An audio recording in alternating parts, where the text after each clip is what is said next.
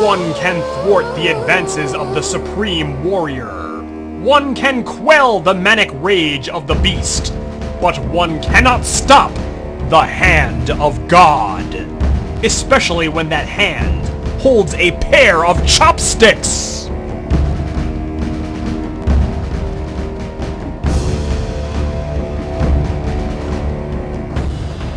Perched deep at the end of dark corridors of gold is the deity, Prince Kirin. Kirin is so much more than a man.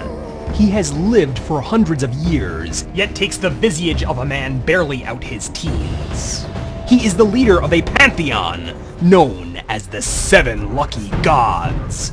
Alongside his muscle, the brawny Bishamonten, his loyal footstool, Ebiten, his loyal servants Daikokusei and Daihakusei, the lethal seductress Mon Lone, and the untamable mammoth, Wu. The Seven Lucky Gods are represented by their respective temples, located in the mysterious land of Nekonran, China, where common folk worship they and tell stories of their exploits. The most important story involving an ancient magical scroll divided in two. One half possessed by Prince Kirin, the other lost on the mortal plane, sought after by many a human being. If a young woman were to somehow come in possession of the scroll, she would become Prince Kirin's betrothed, herself to become a princess, and live a life bathed in luxury and riches far beyond the dreams of mortal man. Quite the tall tale. But such faith the common folk have in the validity of this story, that very real wars were fought for its acquisition. Very real. Blood was shed. Kirin and his lucky gods are in an endless pursuit for the woman who would possess this scroll. With a keen eye, he spies on the world from high, high above. He and his cadre travel in an enormous Teddy Ruxpin-style airship concealed by the cover of the clouds. Inside, nothing but lavishingly decorative chambers, cared for by faceless servants, and all the luxuries worthy of a god. Prince Kirin is an all-powerful creature, worthy of unbelievable feats of power, strength, and dexterity. In the Ranma 1/2 tradition of unorthodox weaponry, the only tool Kirin would need to befall any infidel is a pair of chopsticks. His chopsticks offer everything in terms of defense and offense. Defensive-wise, Kirin can use the sticks to catch the incoming blows of his opponent. So quick is he can catch repeatedly a speed punch move such as the Kachu Tenshin Amaguriken, essentially giving he an impenetrable pinching force field 360 degrees around. Offensively, his sticks pack perfectly potent pinching power! Every squeeze of the sticks pop capillaries and leave bruises on the opponent. He can send a man flying with a simple swat! His signature move, the Yo-Yo Geki Kyo, or the attack of 100 pinching chopsticks, act like an Amaguriken or 100-hand slap, squeezing and seizing limbs in the blink of an eye, and Kirin can do this move indefinitely without even breaking a sweat. The anti-aircraft version of this move, the Yakusho Yogo Geki Kyo, has Kirin thrust his pinchers at the speed of light, emitting hundreds of thin yellow lasers the opponent's way. There is no known defense to this move. Prince Kirin, speaking in the third person as villains are wont to do, is studious and proper, but is a raging dynamo of searing energy. He keeps this inner fire raging through a very specific diet of rice and pickled vegetables. He keeps a nigh limitless supply in the bowels of his ship. The smell is unbearable. The taste is stale and almost medicinal. Kirin and his troop, they quite like it though. They found the one thing they liked and they stuck with it for all their hundreds of years of life. If Kirin were to introduce another food down his sensitive gullet, he would be rendered weak and sickened. he would need to eat a pickle fast to counterbalance this poison to his system. Otherwise, he may end up bedridden. He may cease to be. Silly as it sounds, this may be his only true weakness. Wait a minute. Rewind! Last I checked, there was a Ranma 1/2 in that title, right? Well, where the hell does Ranma 1/2 fit into all this malarkey? Well, so it goes.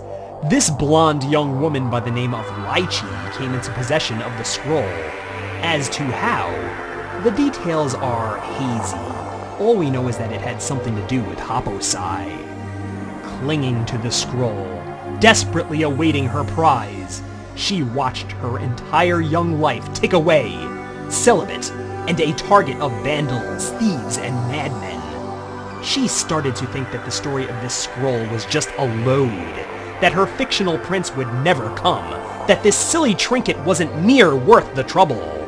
The scroll had ruined her life, and she hated Happosai for it.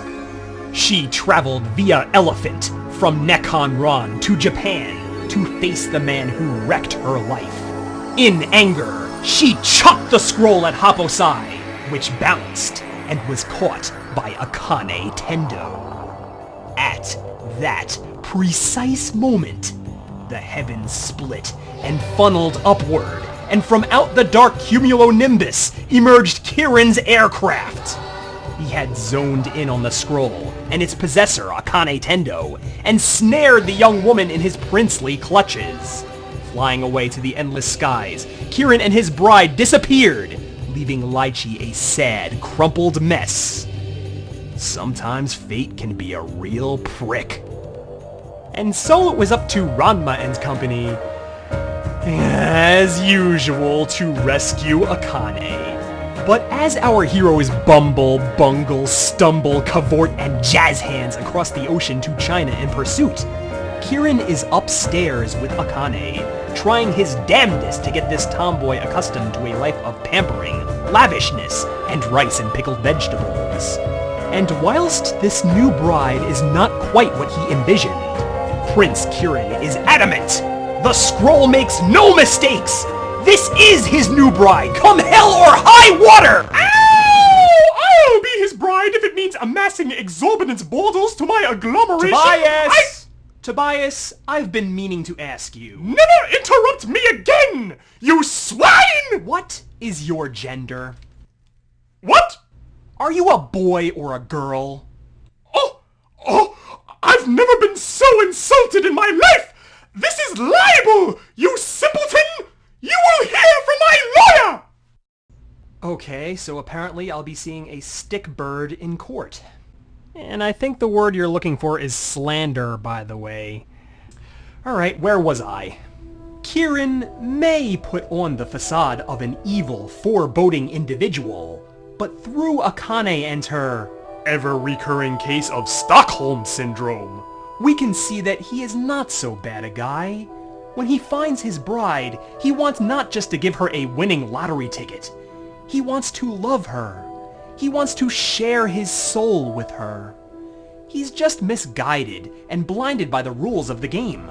His real bride is out there, and Kirin, this all-powerful god, the leader of the 7 lucky gods, a supreme being of holy divine powers, will need the help of this 5'2", 16-year-old girl to open his eyes and see his true destiny.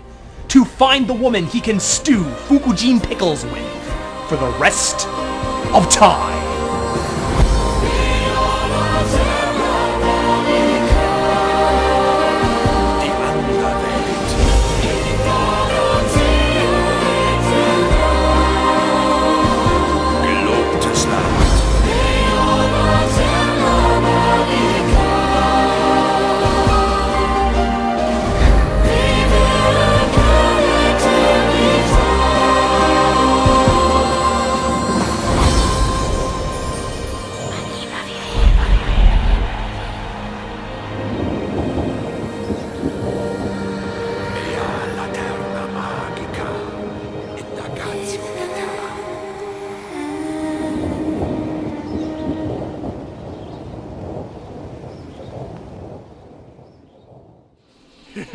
I got you now, Djclyve.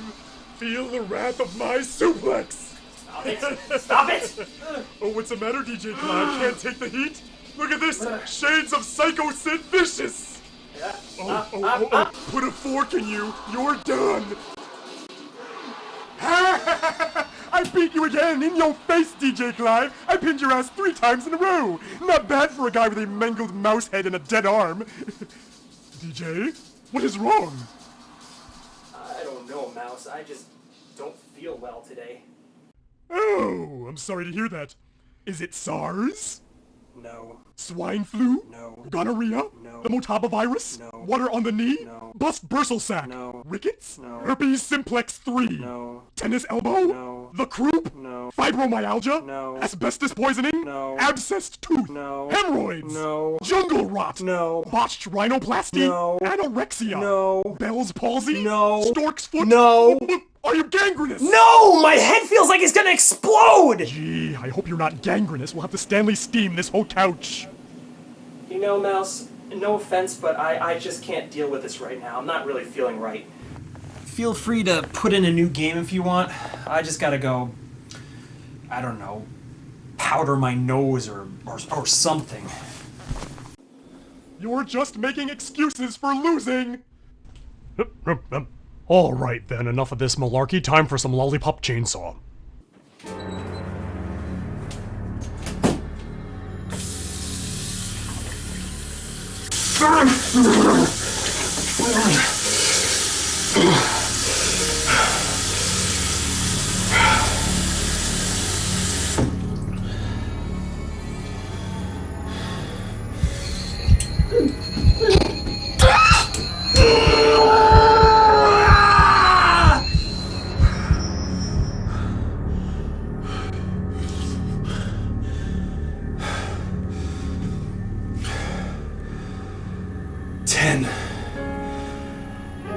Why do I keep seeing the number 10?